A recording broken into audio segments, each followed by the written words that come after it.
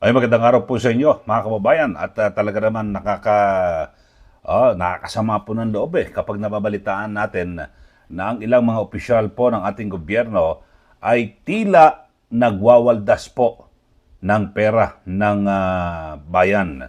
At isa ho ito sa naging pagbubunyag ni Senator Raffy Tulfo na kung saan ito pong DENR Secretary, mga kababayan, ay yung Department of Environment and Natural Resources ay umaabot ng 1.1 billion pesos na gastos po sa kanyang mga biyahe sa abroad, mga kababayan.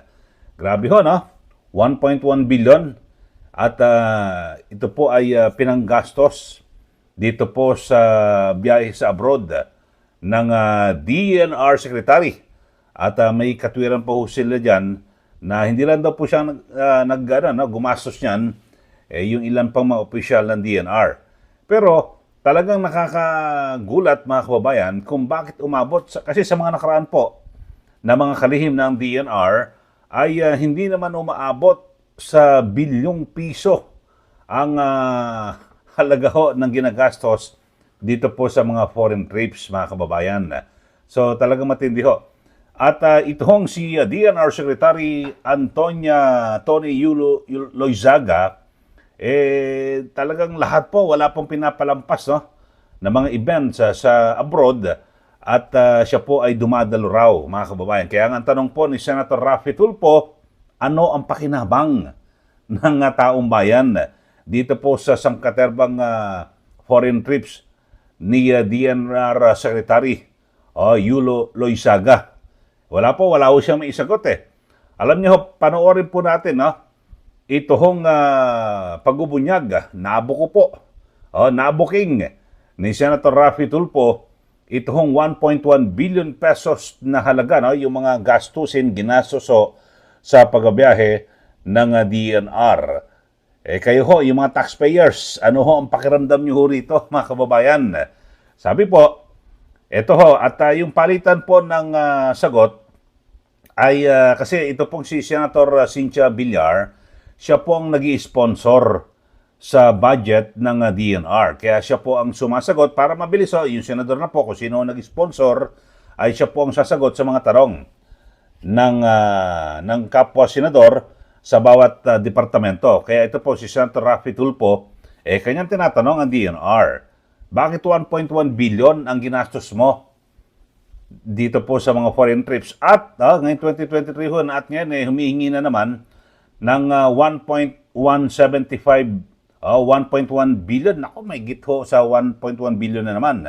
1.175 billion pesos na budget para po sa 2024. Lulustay na naman po ng bilyon. May git 1 bilyong piso ang DNR para lang po sa mga biyahe.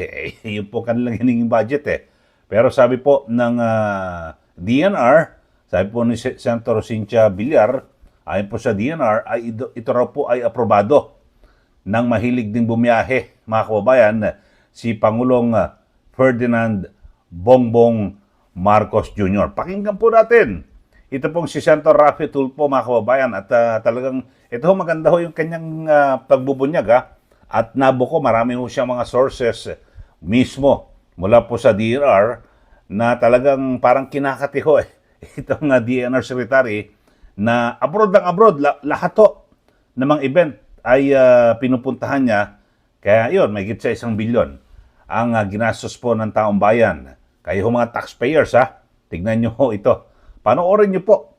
At at least dito merong ho nagbubunyag dyan po sa Senado at sabihin natin nagbabantay sa pera ng taong bayan sa katauhan ni Senator Raffy Tulfo. Panoorin po natin ito hong payag ni Senator Tulfo.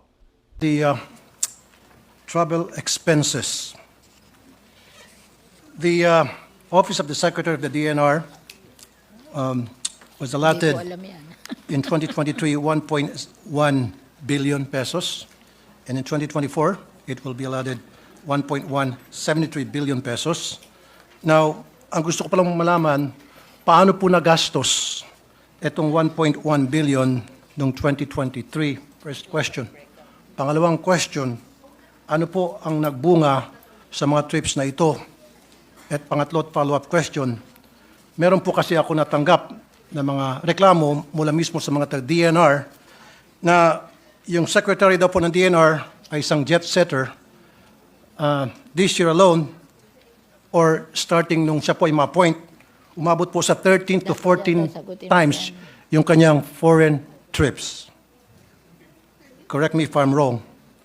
Although most of it were official, then if it were official, then ano-ano po yun? Yun muna po ang question ko, Madam Sponsor. Ito. Ito mamang ang OSEC ng includes bureaus and regions. Ano ba yung bureaus? Okay. The GAA budget spent for travel in 2023 is 1.1 billion. 1.1 billion ba yan? But it includes the travel of the Office of the Secretary, including 4 staff bureaus, namely the Biodiversity Management Bureau or BMB, Forest Management Bureau of FMB, the Land Management Bureau, and the Ecosystems Research and Management Bureau. It doesn't all fall under the Office of the Secretary. Okay, so ibig sabihin meron pong iba't ibang departamento din ang gumamit Yes. sa 1.1 billion. Oo. Okay, that's a good answer. Okay. Now, ang sunod ko pong katanungan, ano po yung pakinabang ng taong bayan doon po sa 13 to 14 foreign trips ni DNR Secretary Loizaga? Oh, ilan? Like I said, correct me if I'm wrong, kung tama ba yung binigay sa akin info, 13 to 14 trips, although doon sa 13 to 14 trips, meron ka atang personal trips doon, so wag na natin i-consider yun, maybe 2 or 3. O, ilan But yung let's stick with the official trips. Ano po ang pakinabang ng taong bayan Ano yung official? doon sa mga foreign trips na madalas na pong mangyari, Gusto mo ikaw ang sumagot? compare po sa mga previous DNR Secretary na hindi ho masyado nagbibiyay sa abroad, they prefer na magstay na lang dito at mag-ikot na lang po sa ground, mag-inspeksyon at tutukan po yung mga problema sa iba't ibang region. United Nations, all foreign trips were official. How many foreign trips? 5 or 6, I'm just confirming. Oh yeah, you just list down. United Nations. Can the DNR Secretary, can we put her under oath if she says 5? We will suspend the rules if she's going to answer. You want? Kasi pag sinabi niyang 5, nope, I don't think nagkamali po yung mga source ko. Oh, inyo pong napakinggan, no? Ito pong si Senator Raffy Tulfo.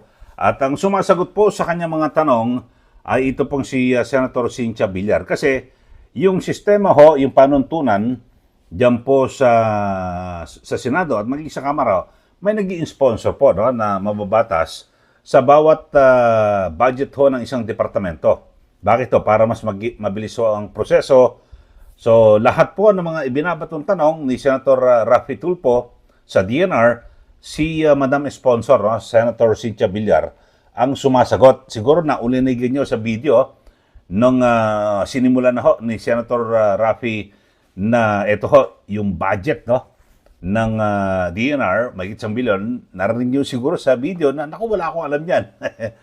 Gusto pa nga ako magpalusot nitong DNR Secretary, mga kababayan, si Secretary Yulo Loizaga, na parang gusto niya sabihin, hindi, mga 5-6 lang ho ang biyahe ko.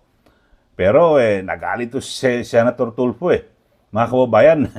At dapat under oath nasabihin niya dahil sa pwede ho siya makasuhan. Pero base ho kasi sa rules lahat at siyempre kapag deliberation po ng panukalang budget ay kinakailangan yung nag-sponsor, siya po ang tutugon sa lahat ng mga tanong ng kanyang kapwa mababatas para mas maging mabilis po ang proseso. Siguro sa mga susunod na pagdinig at pinakamainam ho niyan, Senator Raffy, mag-file din po kayo ng resolusyon para maimbestigahan ho itong DNR. At siguro naku, marami rin ho dyan, no, na mga departamento ang patuloy at na siyempre, lumilitaw ho, no, perception po ng mga taxpayers na isa po itong pagwawaldas sa pera ng taong bayan, mga kababayan. So, buti na lang ho. At meron ho tayong tagabantay ngayon, diyan po sa Senado, sa katauhan po ni Senator Raffy Tulfo, mga kababayan. Sana po maimbestigahan ho itong mabuti. Ito hong, ang sinasabi nga, may mga report nga na ito raw po ay di umano, ay kamag-anak ni First Lady, no? Lisa Marcos, Lisa Araneta Marcos. Di umano. Ito pong DNR Secretary, mga kababayan, na si Secretary Loizaga. So siguro alam niyo bilang taxpayer, makita lang naman ho natin mga kababayan na kung itong mga biyaheng ito ng isang opisyal ng gobyerno ay karapat-dapat ho ba?